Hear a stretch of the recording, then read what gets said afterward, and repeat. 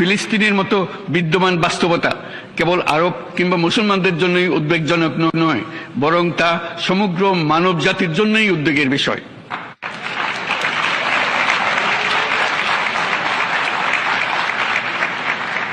একজন মানুষ হিসেবে প্রত্যেক ফিলিস্তিনির জীবন অমূল্য।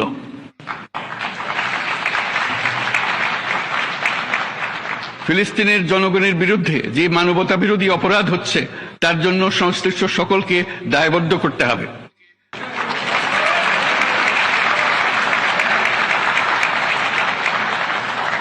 ফিলিস্তিনের জনগণের উপর চলমান নৃশংসতা, বিশেষত নারী এবং শিশুদের সাথে প্রতিনিয়ত যে নিষ্ঠুরতা বিশ্ব দেখাচ্ছে, তা থেকে নিস্তারের জন্য বাংলাদেশ অনতিবিলম্বে সম্পূর্ণ যুদ্ধবিরতির আহ্বান জানাচ্ছে।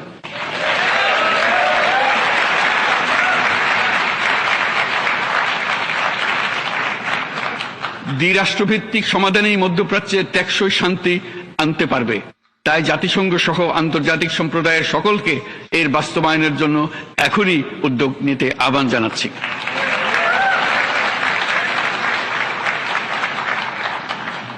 গত 2.5 বছর ধরে ইউক্রেনে চলমান যুদ্ধে বহু মানুষ প্রাণ হারিয়েছে। এই যুদ্ধের প্রভাব সর্বব্যাপী, এমনকি বাংলাদেশের অর্থনীতিতেও এর নেতিবাচক প্রভাব আমরা অনুভব করছি। আমরা তাই উভয় পক্ষকে সংলাপে বসে বিরোধ নিরসনের মাধ্যমে যুদ্ধের অবসান ঘটানোর আহ্বান জানাচ্ছি।